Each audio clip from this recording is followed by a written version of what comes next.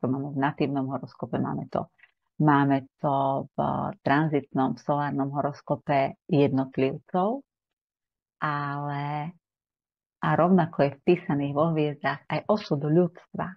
To celé, podľa mňa, podľa toho, ako sledujem, ako sa odvíja ten príbeh ľudstva, ako sa odvíjajú prosto tie tranzity jednotlivých planét, najmä tých kolektívnych veľkých planét, čo sa deje vlastne pri prechodoch tých kolektívnych planét a jednotlivými znameniami, tak v tom vidím prosto veľmi prepracovaný systém. A čím viac sa astrológii venujem, tým viac mi je jasné, že to nemôže byť a nie je náhoda. Ak tak by to bola naozaj dokonale vytvorená náhoda, pretože naozaj tak ako máme dokonale písaný svoj príbeh osobný vo hviezdach, v tých tranzitoch, v solárnych mapách a zároveň vlastne celý ten opis výrobku napísaný v tom natívnom horoskope, čiže tam máme celú kompletnú podporu, ako ten svoj príbeh môžeme zvládnuť, tak úplne rovnako vlastne to funguje v tom kolektívnom príbehu. A čím viac sa astrológiou zaoberám, tým viac obdivujem tú dokonalosť, ktorá tam bola napísaná a ktorá bola vlastne vpísaná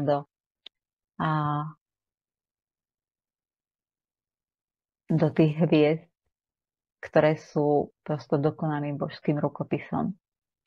A aj tým viac si vlastne uvedomujem, že naozaj ten božský príbeh je napísaný dokonale a je napísaný na mieru. Je napísaný na mieru ľudsku a je napísaný na mieru nám ako jednotlivcom. Že naozaj to božstvo sa v každom z nás zrodí, aby cez svoj osobný príbeh, ktorý si napísalo, a spolurealizovalo, spolutvorilo ten kolektívny príbeh ľudstva. Je to prosto obrovské, je to veľké a je to mohutné a čím viac sa tým zaoberám, tým viac je to očarujúce. Ja si napravím mikrofón, aby ma bolo dobre počuť. Verím, že aj bude.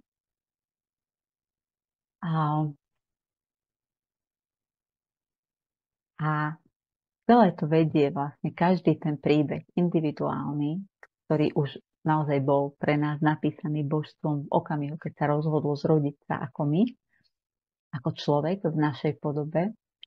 A je napísaný tak, aby sme naozaj dospeli do bytia v tom Božom koši, aby nám naozaj v tom príbehu našom bolo nádherne. A áno, potrebujeme si k tomu prejsť určitú cestu. Už aj preto, že sa vždy rodíme do určitého časopriestoru, do určitého časopriestorového rámca.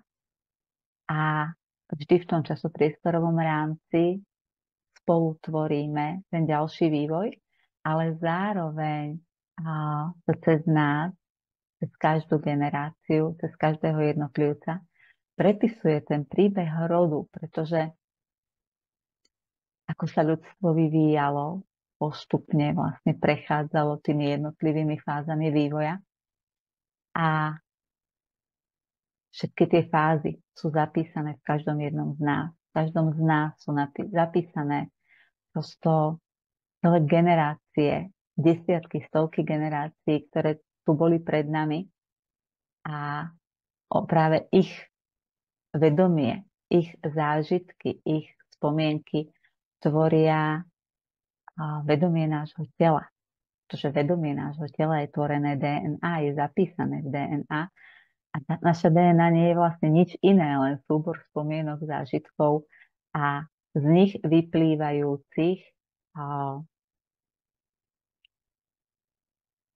programov prežitia, ktoré nám tam zapísali naši predkovia, ktoré vznikli počas ich životov. Preto naše telá vlastne reagujú automaticky v situáciách. My koľkokrát ani nevieme, prečo telo zareagovalo práve nejako konkrétne v tej situácii. Teraz tá situácia prebehne, my sa dostaneme do kľudu a teraz zistíme, že bože, prečo som reagovala práve takto a nie inak. Pretože v našom tele naši predkovia reagujú podľa toho, ako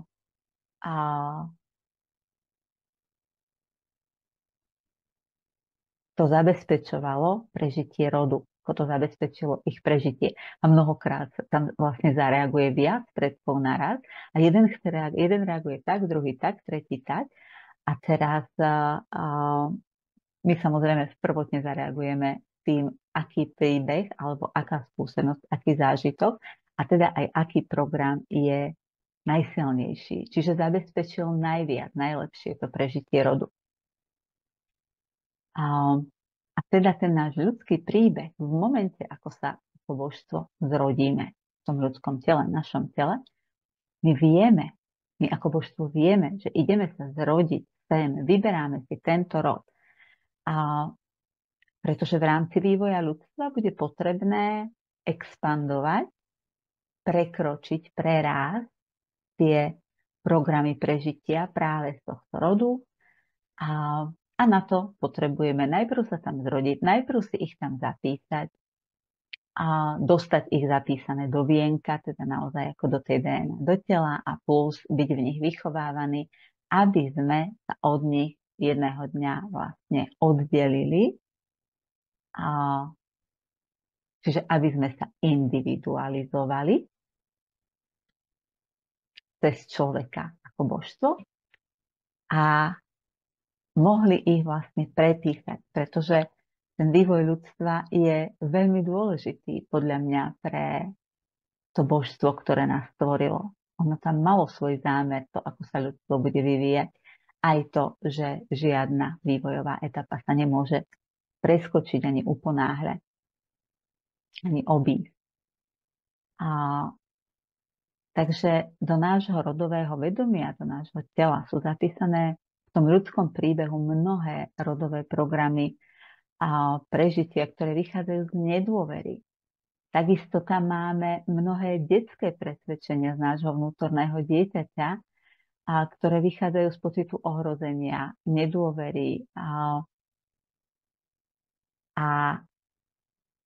v podstate, keď si zoberieme aj tie rodové presvedčenia, veľakrát sú to presvedčenia detské.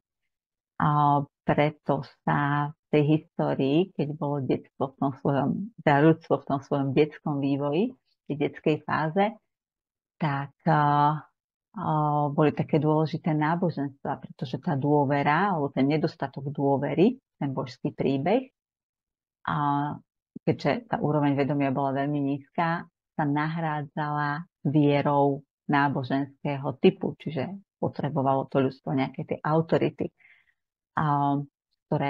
cez ktoré sa budú môcť spojiť s Bohom.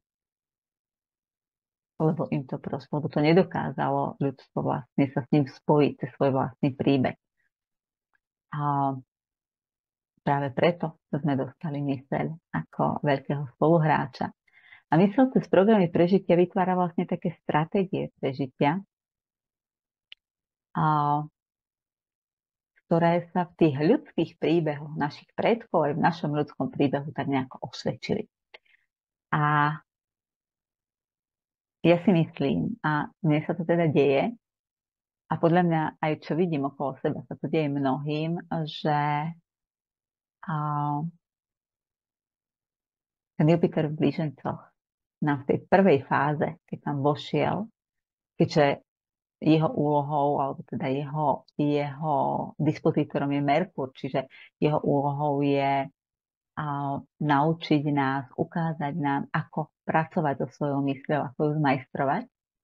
Lebo Jupiter v blížencoch je majster mysle a myslenia. Tak prvé, čo urobí, tak nám ich všetky vytiahne na svetlo. Všetky tie programy prežitia, programy a tie stratégie prežitia, tie programy nedôvery, neistoty, keďže Jupiter je archetypom viery, tak nám krásne ukáže, ako to máme s dôverou v život, s dôverou v seba a s vierou a dôverou v božstvo, že naozaj ten príbeh je pre nás napísaný dokonale a že nemá vôbec žiadnu chybu a že tam nie je v tom príbehu nič, čo by tam nemalo byť a že je tam všetko, čo tam má byť, aby nám bolo ako v Božom koši. A problém je len v tom, že vlastne ten ľudský príbeh, pokiaľ si neuvedomujeme tú dokonalosť toho božského príbehu, ktorý je cez nás žitý, a že ten ľudský príbeh vlastne sa naučíme žiť cez tie stratégie prežitia. A keď nás mysel presvedčí, že musíme vytvárať tie stratégie a musíme podľa nich žiť, pretože život je vlastne hrozne nebezpečný a stať sa môže čokoľvek a my sa pred tým musíme chrániť, čo v preklade znamená, musíme sa chrániť sami pred sebou a pred vlastnými pocitmi a chceme sa chrániť pred tým, aby sme sa seba necítili tak, ako sa seba nechceme cítiť. Tak pokiaľ my tej mysli uveríme a začneme ten ľudský život naozaj tvoriť z tých stratégií prežitia, tak sa myseľ postaví do pozície Boha. Pretože jej veríme natoľko, že vlastne my ju tam de facto postavíme. Ale na to nemá myseľ kapacitu. Nie je to jej úlohou, ani na to nemá kapacitu. A preto sa potom v tých ľudských príbehoch mysľou vytvorených vždycky točíme a točíme. A pretože to, čo myseľ vymyslí, pokiaľ nemá spojenie s božstvom, pokiaľ nie je zazdrojovaná a nevie teda čítať ten ľudský príbeh, tak ona je geniálny nástroj. To je prosto naozaj dokonalý geniálny nástroj, ktorý si božstvo prinieslo do ľudského života, do svojej ľudskej existencie, aby mohlo ten príbeh, ktorý bol pre nás napísaný, spolutvoriť. Ale pokiaľ my necháme svoju myseľ, nech nám šéfuje a nech rozhoduje za nás a jediná jej starosť bude, aby sme prežili, pretože to nie je jej jediná úloha, ale veľakrát my jej vlastne nedáme inú úlohu a necháme ju len rozhodovať o tom, aby sa postarala, aby sme prežili. Tak my vlastne tu jej genialitu ani nemáme ako využiť. Pretože tu jej genialitu môžeme využiť až vtedy, keď sa prestaneme zaoberať len prežitím. Keď si uvedomíme, že nestačí prežiť. Alebo ako hovorí moja dcerka, nie sú to programy prežitia, ale programy neumierania. A že nestačí len neumrieť, nestačí len ostať nažive, hoci je to dôležité, lebo keď nie sme nažive, tak vlastne nemôžeme spolutvoriť ten božský príbeh o ľudskej bytosti, ale že my ho máme naozaj prežiť. Čiže prejsť si ním, precítiť ho a nechať sa ním presiaknúť. A myseľ dokáže vymyslieť geniálne veci, úžasné veci. Miliónkrát to dokázala aj v tej histórii ľudstva, v tom vývoji ľudstva. Dokáže nám úžasne zjednodušovať život. Ale pokiaľ nie je zazdrojovaná, tak my vlastne jej genialitu nevieme používať bez deštruktívnych následkov. Keď nemá to spojenie s božstvom. Preto dokáže vytvoriť také geniálne veci, ako dokáže prísť na to, ako rozštiepiť atóm, dokáže vyrobiť atómovú bombu, lebo to je veľká vec. To prosto nedá sa uprieť tomu vynálezu, aký je geniálny. To sa mu nedá uprieť. To je prosto majstrovská vec, ktorá vo svojej dobe navyše bola prosto fakt jeden obrovský vynález. Dokáže vytvoriť rakety, ktoré lietajú do vesmíru. Aj to je obrovská vec. Ale tým, že nie je zazdrojovaná, nie je spojená s božstvom, tak vlastne to používanie tých dokonalých, geniálnych vecí a vynálezov je obvykle deštruktívne. Koniec koncov, keď si zoberieme, že aj to lietanie do vesmíru, nakoľko potrebujeme vyťažiť zdroje zo Zeme, nevratné zdroje, neobnoviteľné, aby sme sa do toho vesmíru dostali. Pretože je to vymyslené mysľou. Keby to bolo vytvorené v spolupráci s božstvom, možno prídeme na to, ako sa tam dostať takzvaným teleportovaním. Hoci teleportovanie je taká veľmi zaujímavá vec, na ktorú musíme dozrieť, pretože mnohí si myslia, že teleport je, že tu odtiaľ to vlastne zmiznem a objavím sa niekde inde, že sa presuniem, ale možno dôvod, prečo sme ešte neobjavili alebo nedospeli do schopnosti teleportovať sa, je práve ten, že pri teleporte my musíme byť ochotní rozložiť sa na molekuly, čiže úplne umrieť, rozložiť sa, prestať existovať ako ľudská bytosť, poskladať sa z tých molekúl energie zase na inom mieste. A to je veľká vec, pretože tam musíme byť ochotní vlastne umrieť a znovu sa zrodiť niekde na inom mieste s vedomím, že možno sa zrodíme úplne iný. A to si žiada vysokú úroveň spojenia s božstvom. Ale to som odbočila. Čiže aj na tom, že myseľ dokáže vytvoriť takéto dokonalé, prosto geniálne vynálezy, hoci majú deštruktívne dôsledky, my sa môžeme neustále presviečať o tom, aký je to mocný nástroj a aké je dôležité naozaj ju uchopiť, naozaj ju zmajstrovať tak, aby pracovala v službách božstva, aby sme ju postavili do služby, pretože to je naša úloha. My sme vlastníci tej mysle a teda my sme ten most, cez ktorý sa ľudská myseľ môže dostať do kontaktu s božským vedomím a zazdrojovať sa. Ale na to, aby sa to mohlo stať, my potrebujeme byť naozaj prosto pevní sami v sebe a v tom vedomí, že naozaj sme božstvo, ktoré sa zrodilo ako človek. A že každý z nás je božstvo, ktoré sa zrodilo ako človek, pretože ako som hovorila v tom videu, myslím, že k novolúniu to naše božské ja je pre všetkých rovnaké. Ja som božstvo zrodené v ľudskom tele a ktokoľvek ďalší je znovu ja ako božstvo zrodené v ľudskom tele. To je vlastne tá jednota, to je to. A to, že všetci sme teda to božstvo. A všetci sme jedno. A všetci sú ja. Neexistuje nikto iný, iba ja v rôznych telách. A keďže naša myseľ, pokiaľ nie je zazdrojovaná, tak vytvára vlastne tie stratégie prežitia, pretože keď nie je zazdrojovaná, ona je plná nedôvery. Nemá tam to spojenie s božstvom, ktoré by umožňovalo tú dôveru, ten príbeh, tú dokonalosť toho príbehu.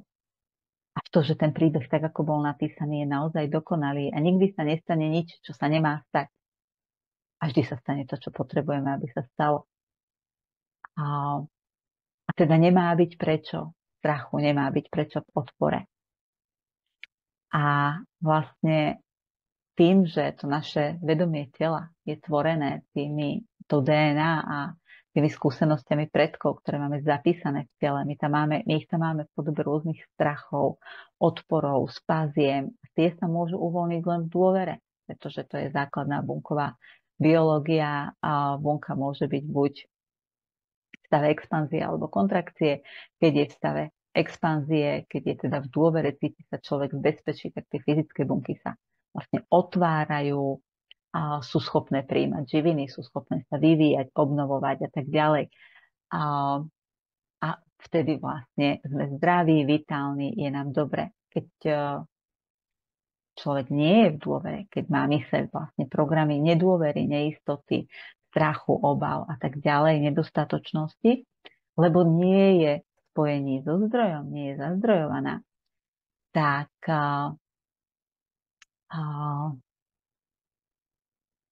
sa všetky bunky tela dostanú do kontrakcie.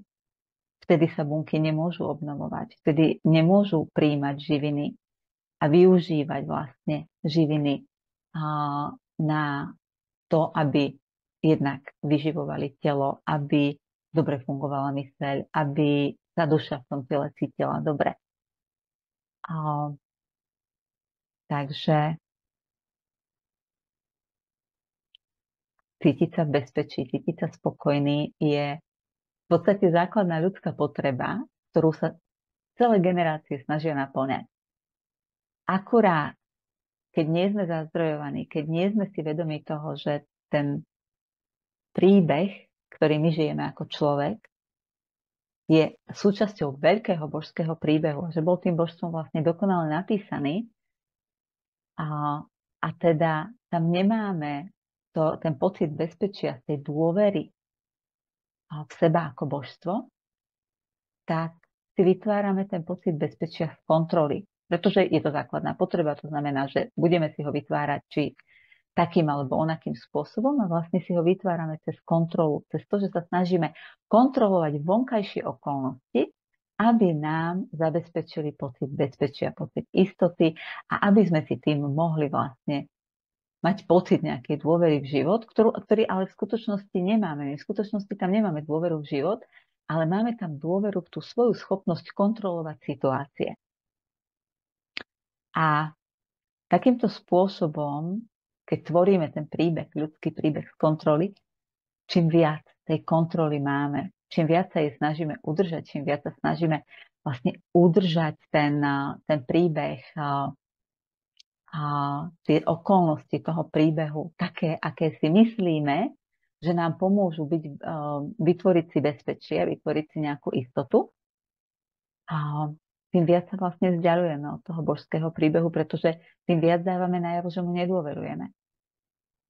A vytvárame si vlastne tou kontrolou a tou potrebou ovládať tie okolnosti, si vytvárame pevnosť, ktorá nás od toho božstva oddeľuje, aj od toho božského príbehu. A my si myslíme, že nás vlastne oddeľuje od bolesti, pretože si myslíme, že niečo zvonku nám spôsobuje bolesť. Ale my sme s tou bolesťou tak či tak vo vnútri tej pevnosti. Akurát nie je nič, čo by nám ju aktivovalo. Čiže ona v nás síce hnie a vytvára ďalšie a ďalšie myšlienky a presvedčenia strachu a nedôvery, pretože sa bojíme výjsť spoza tých múrov, spoza tej našej pevnosti, bojíme sa ich zbúrať, bojíme sa pustiť k sebe vonkajší svet alebo sa stretnúť s tým vonkajším svetom, takým, aký je. A už len tým samotným dávame najavo nedôveru.